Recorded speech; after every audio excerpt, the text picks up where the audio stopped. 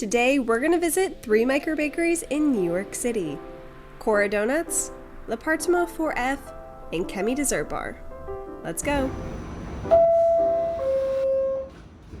If you had to name something positive that's come out of the pandemic, what would you say? I personally would say the boom of micro bakeries. Now, this type of bakery is not a new concept, but in March of 2020, when everything shut down, many people in the hospitality industry found themselves out of work.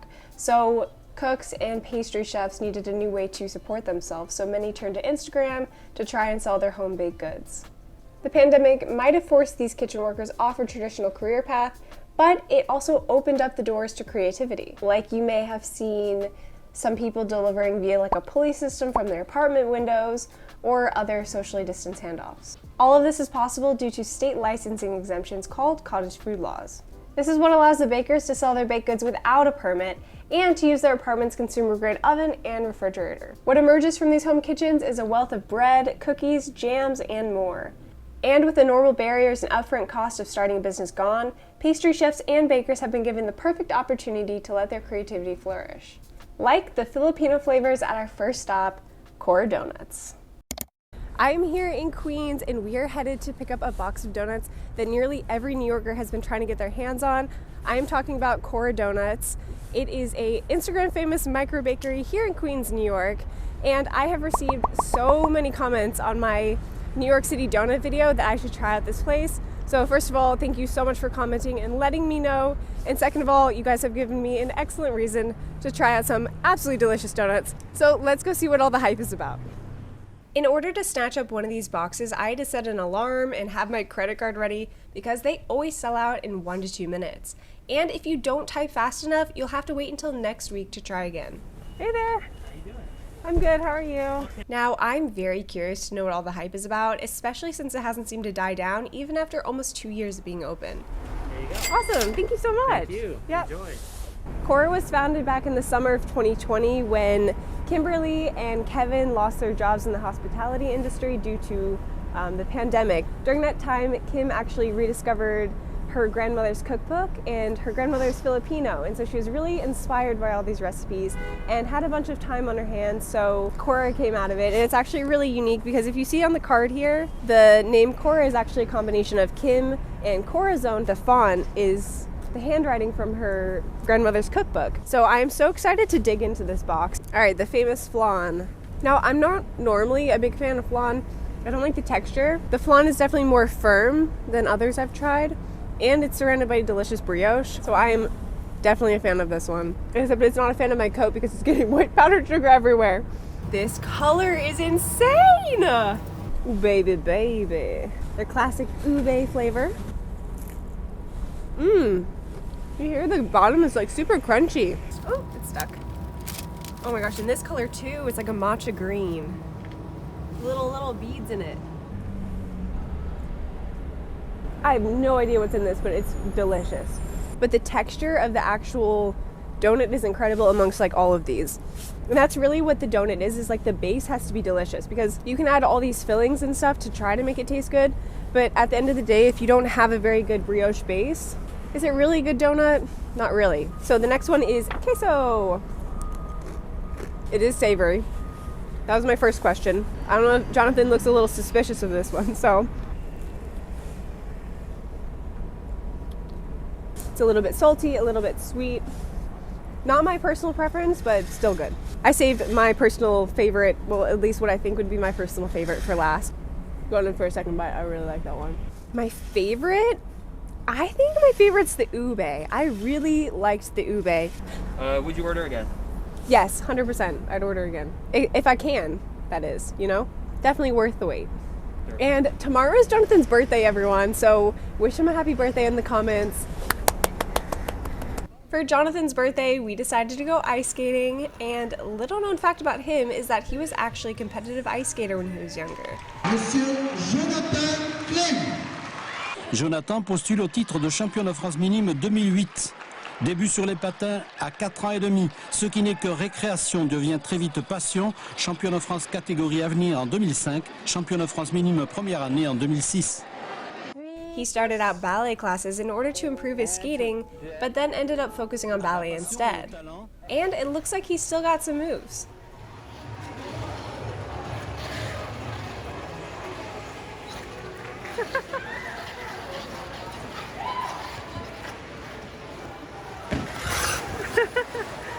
Nice work, babe. That was good. W. W for what? For winner.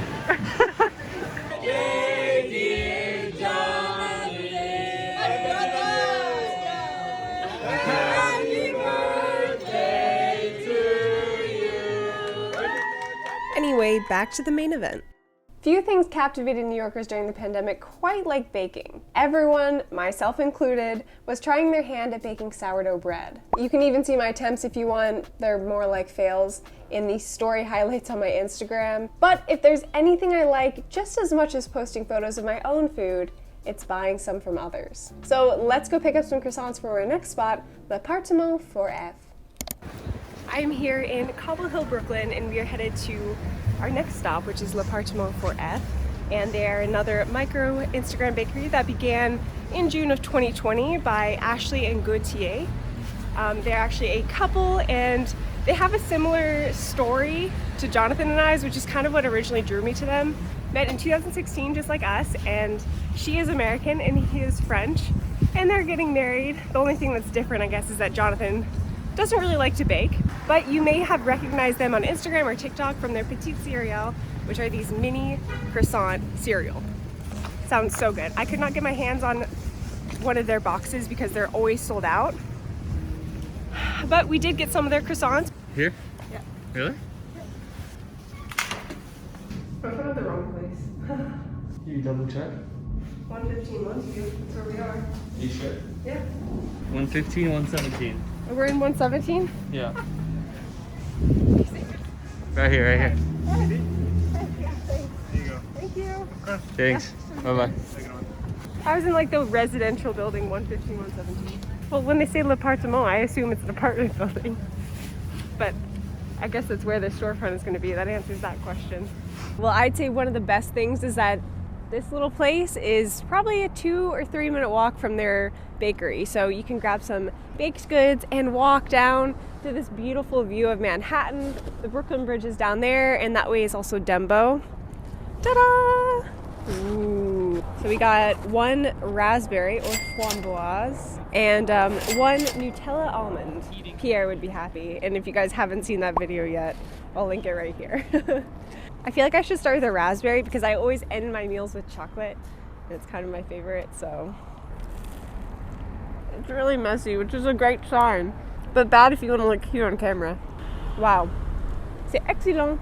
Honestly, we went around New York City to bakeries to find the best croissant, but sometimes the best croissants are the ones you make from home or from these small bakeries, because I think this is like the best croissant we've had.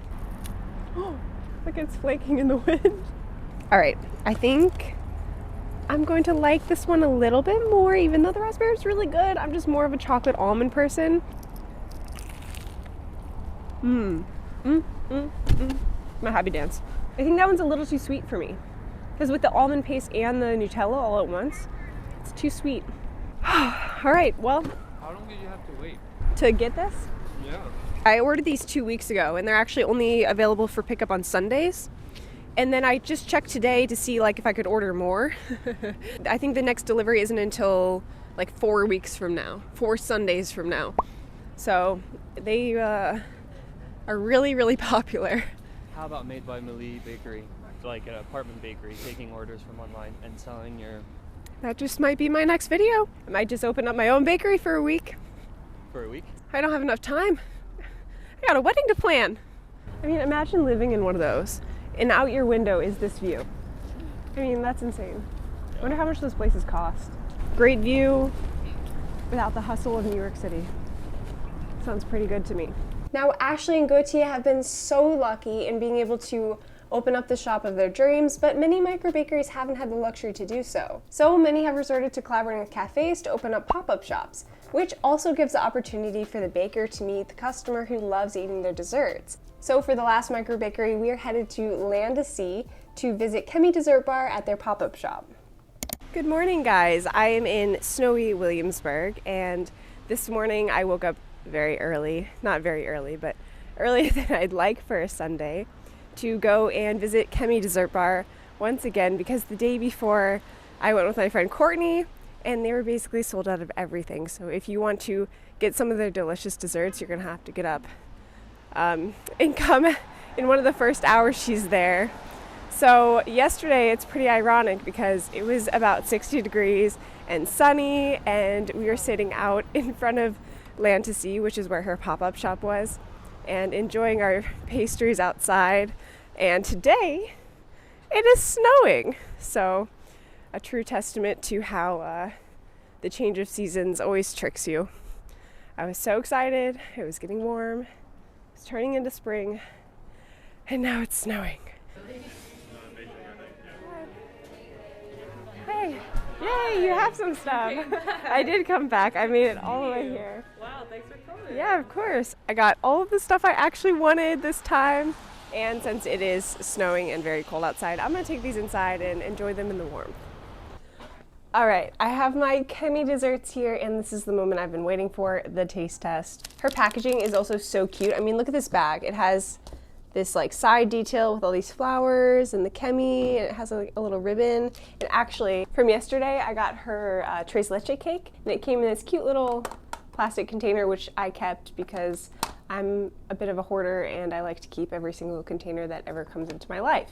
And I hate throwing things away. So, it smells so good. It smells like almost like a snickerdoodle. So this is their pandan crumble cookie, and it's a chewy pandan infused brown sugar cookie topped with toasted coconut crumble. That sounds so good.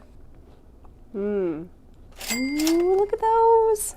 This one is the Earl Grey Citron, and this one is the Sesame Ball. Here's what the inside looks like. It's really good. I thought it would be more of a bread texture, but I think it's actually not a brioche. I think it's actually a cake. The mochi is definitely in here. It has a little bit of a chewy texture, very lightly sweet, not overwhelming. Now for all three of these bakeries, I got a little bit nervous, a little too nervous to talk to any of the owners, but I did go into Kemi and I was gonna ask like, oh, are you planning on opening up a bakery one day, like an actual storefront if you can? Like, what's your plan for the future, cookbooks, anything? And I just got really nervous and was like, oh, I love your pastries, hi. Maybe one day I will have the nerve to interview one of these amazing, amazing bakery owners. I can definitely smell the tea. That is delicious. All right, this is my last one to try. I was actually most excited to try this one. I thought the design was super cute and the flavor sounds amazing. This is the Thai tea sandwich cookie, and it's a vanilla shortbread with a Thai tea ganache. And it came with a little cookie because it's the cutout of the heart. Oh, this one's so good. All of these flavors overall, you can really taste what they say it's gonna be in there. Sometimes you'll get a baked good and it'll say it has something in it, but you can't taste the flavor. It kind of just tastes vaguely sweet. But this Thai tea cookie gives me a punch. Actually, all of these.